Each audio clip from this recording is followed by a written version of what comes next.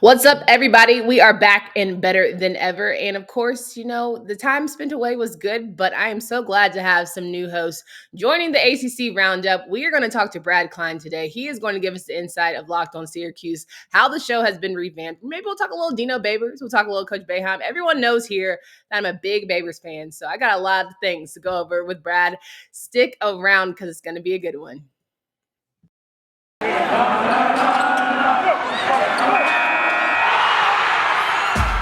Locked On ACC, your daily podcast on the Atlantic Coast Conference. Part of the Locked On Podcast Network, your team every day.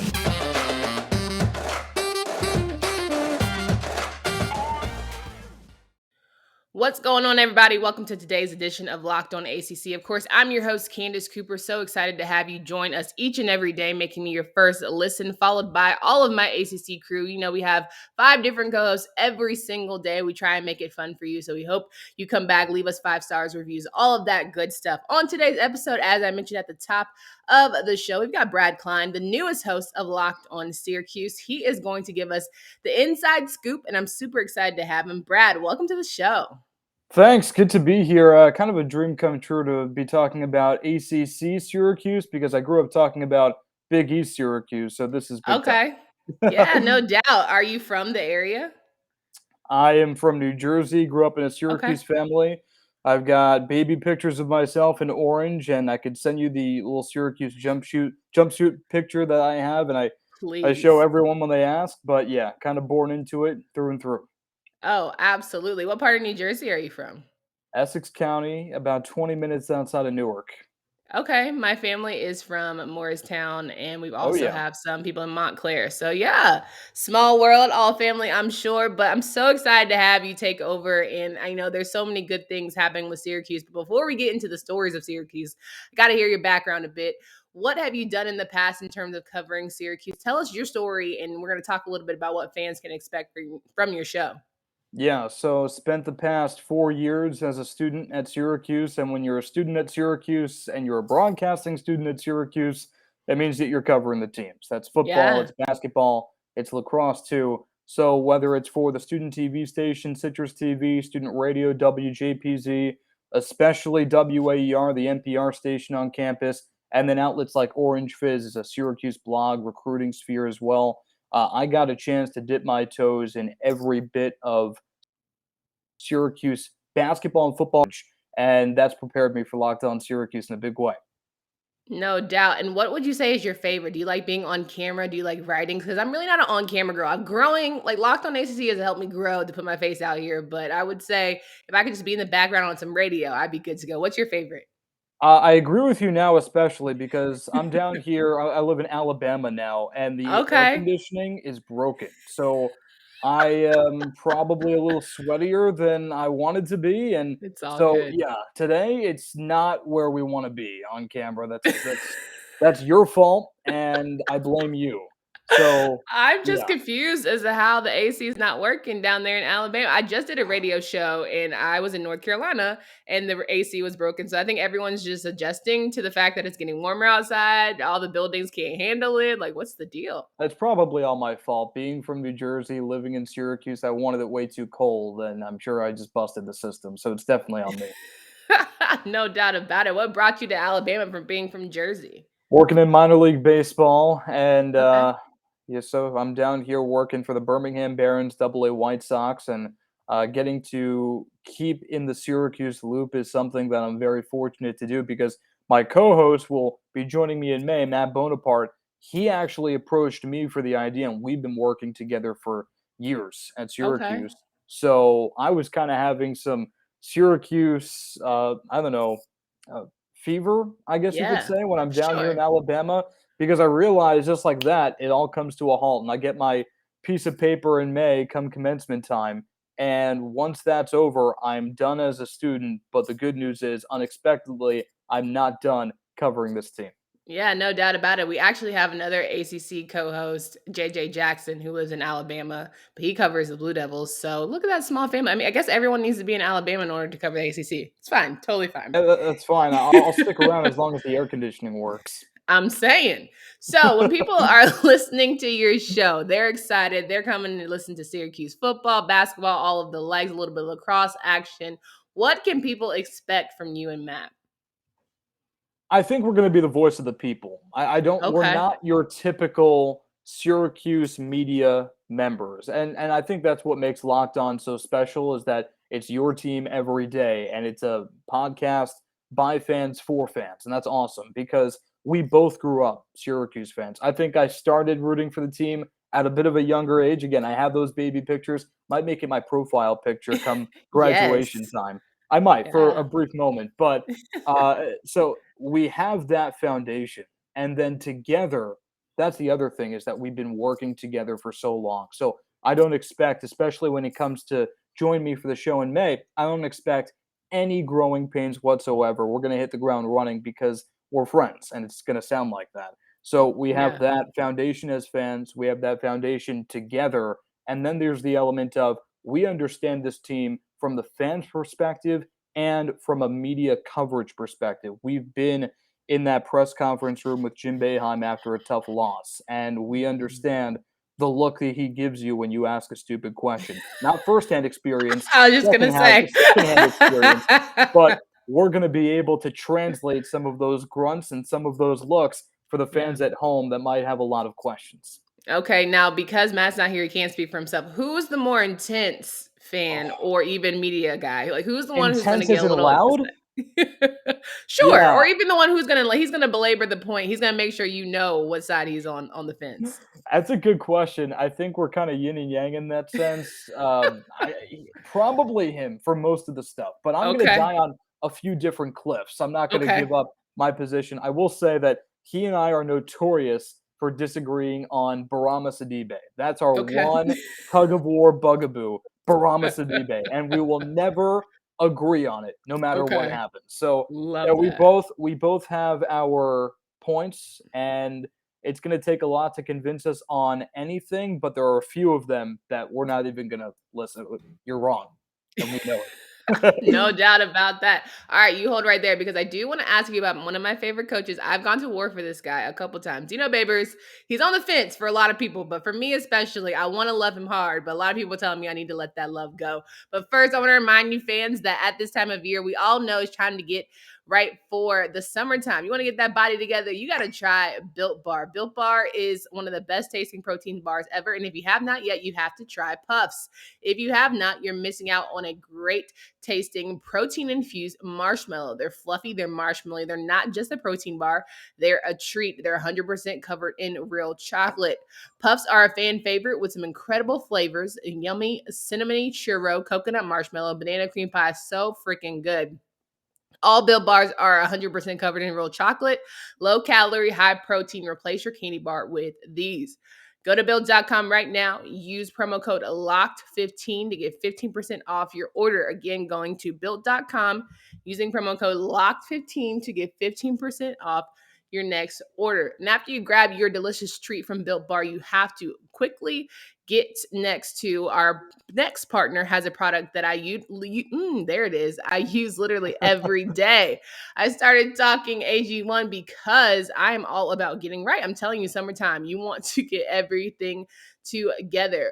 I consume AG1 because I love to feel good about myself, good energy, simplicity, and especially great for my digestion. So I'm strongly encouraging you guys to make it easy. Athletic Greens is going to give you a free 1-year supply of immune supporting vitamin D and five free travel packs with your first purchase.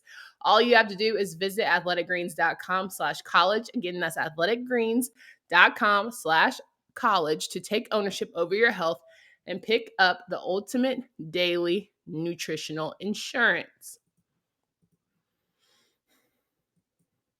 So we're rocking and rolling here with Brad Klein, the newest host of Locked On Syracuse. He will be joined in May with time this show will air with Matt Bonaparte. Is it Bonaparte? Is that what It's it is? Bonaparte, but please call Okay, him Bonaparte. Bonaparte. I want you to do it. You will learn quickly, have a great time with names here on this show. I try my best, but I always extend myself some grace. One name I cannot get wrong, obviously, though, is Dino Babers. This guy I've gone to war for plenty of times here on the show. I think as an African-American head coach in a Power 5 conference, you always get a lot of scrutiny. So I'm always a little more soft.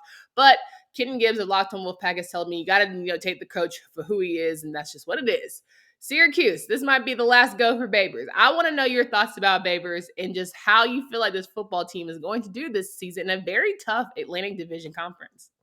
Yeah, I will say that a few years ago, Dino Babers signs an extension, and we still don't know how much he's making a year. But Okay. what we do know is that that extension was lucrative enough to buy him some extra time.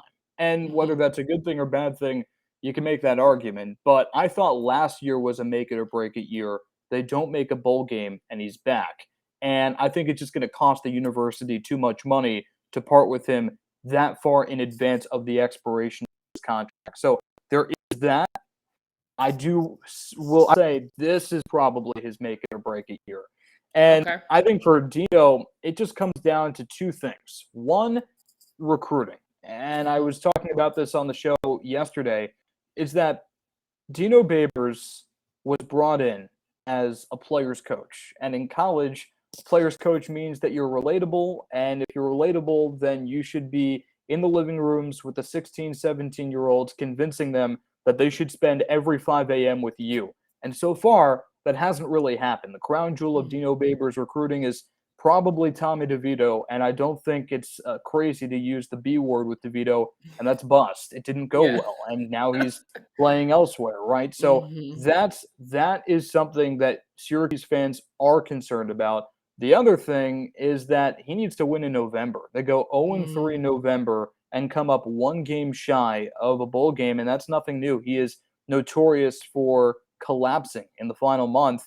And I don't know what exactly is the source behind that, but if it becomes a theme, if it becomes a motif, then it's hard not to look at the head coach. That said, I like the guy, and I think he Yeah. could be the man for the job, but it's hard to continue to make that argument if you are getting 3 stars, having them compete against 5 stars and 4 stars in the ACC, and hoping they play at an elevated level. It's happened with Deuce Chestnut. It's happened with Andre Cisco, who's in the NFL, and Afatu Melifonwu in the secondary. It's been big, but these 3 stars have ceilings, and it's not where Syracuse needs.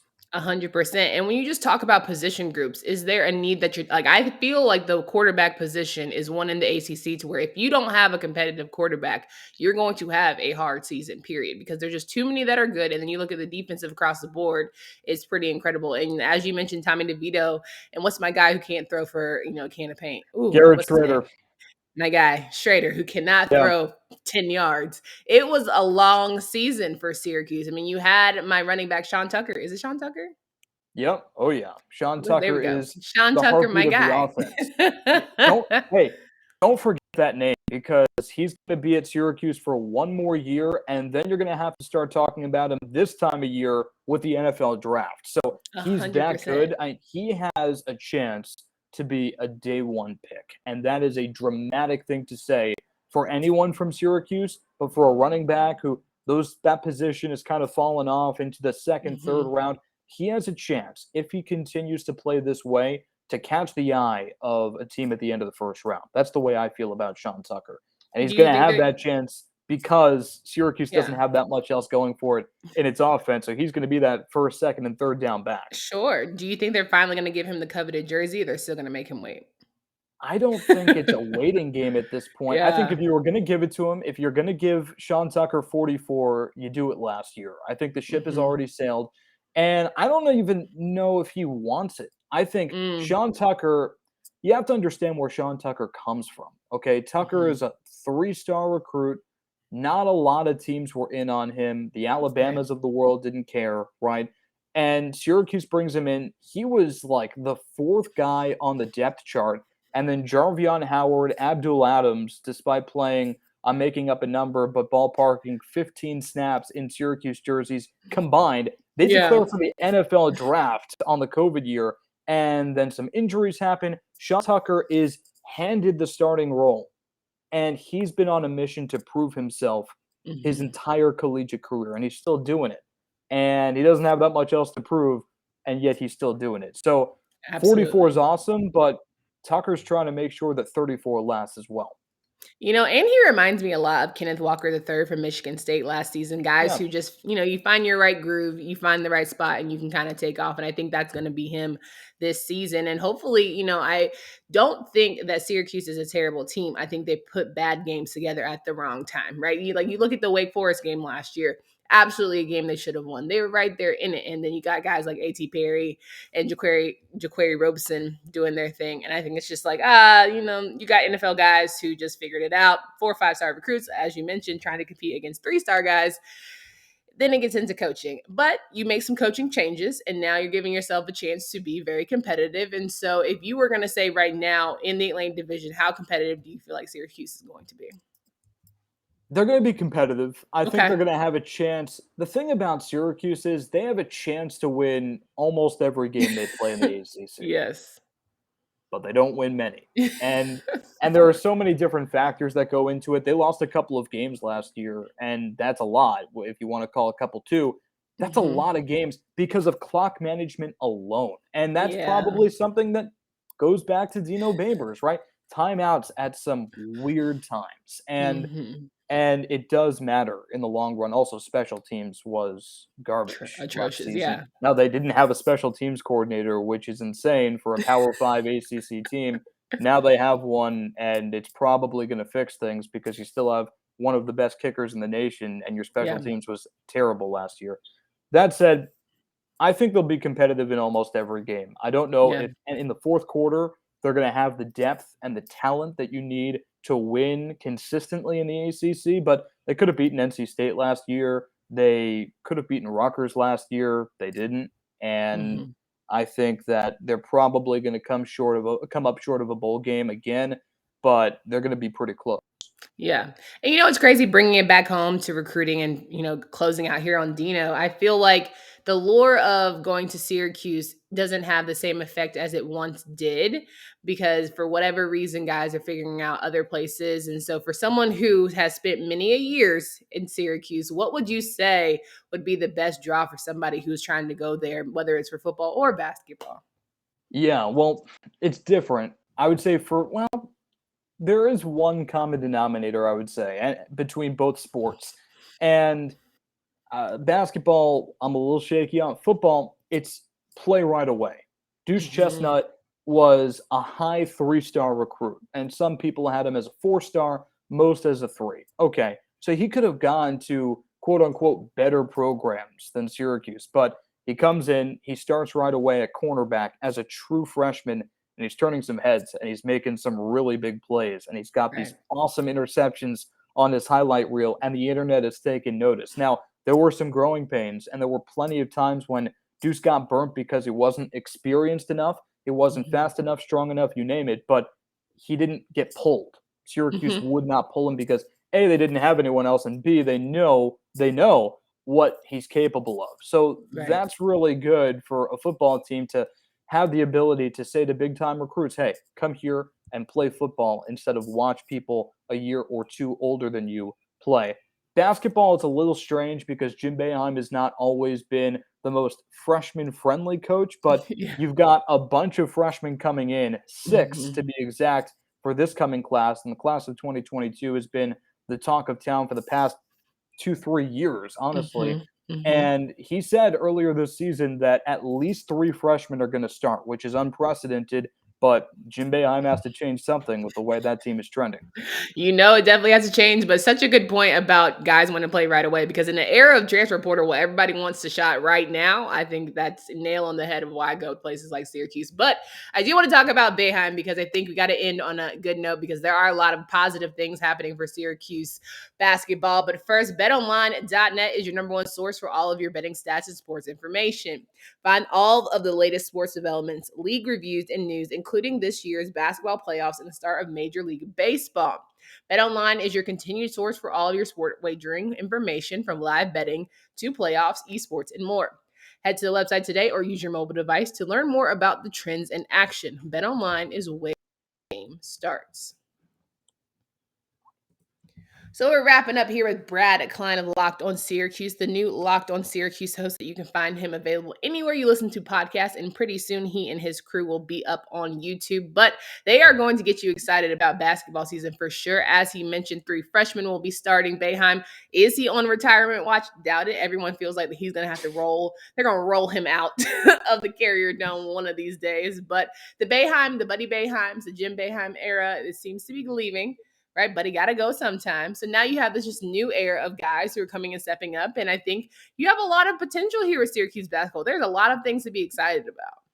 Yeah, well, Syracuse basketball is going to be a lot different than it was last year, pretty much polar opposite, because last season you are the team of transfers and you're the team of Boeheim and his family and his friends, right? You have Symir Torrance, a Syracuse native, not a very big-time deal out of high school, didn't choose Syracuse, was offered, went to Marquette, he comes back. Cole Swider was damaged goods in Villanova playing 15 minutes a game. He comes and starts right away. Jimmy Boeheim is a grad senior from Cornell, but his last name is Boeheim, so he starts. Buddy's the heartbeat of the team, and Joe Girard is Buddy's best friend. And no matter what Syracuse fans want, Jim Boeheim is going to start Joe Girard until he croaks. So you got that team last year. Now, JG3 is still there. Consider this as Jerry McNamara year after Carmelo Anthony left, after the 03 championship. It became G-Mac's team. And that's a decent comp, G-Mac and Joe Girard, the way they play. So consider this a G-Mac year for Joe Girard, his final season. And he's going to be surrounded by freshmen. He's going to be surrounded by the 33rd overall recruit, according to ESPN, Judah Mintz, probably a point guard with JG3 moving to the 2. And then after that, it's a lot of youth. You have Jesse Edwards at the 5. He's experienced. Everyone else in the rotation is going to be new. You've got Quadir Copeland as a 6'6" point guard, prototypical SU point guard at the top of the 2-3 zone, plenty of length. Chris Bunch is a small forward that a lot of people are looking at as a guy with a lot of potential. Malik Brown is ready to play yesterday, the way he's built at 6'9". And then Justin Taylor is the closest you're going to get to Buddy Boeheim without Buddy Boeheim. A shooter, could play some 2, can play some 3. So Syracuse has all the pieces. The question is, will they be able to figure all of it out? And will they be able to expedite that growing process that they haven't had to go through the past couple of years? Yeah, I think I see a lot of growth potential for Jesse Edwards. You kind of saw it before the injury. Like there was opportunity there for him. And I think also with you starting 3 freshmen. Well, if Jesse doesn't get hurt, he's probably the most improved player in the ACC. That's the thing, is that when he was on the floor, and that's a big thing to say because he was hurt at the end of the year and foul trouble plagued his season. Okay. But when he was on the floor, there were times when he was unstoppable, really burst on the scene in the battle for Atlantis. And that is the guy that Syracuse fans have been looking for since Rakeem Christmas's senior year.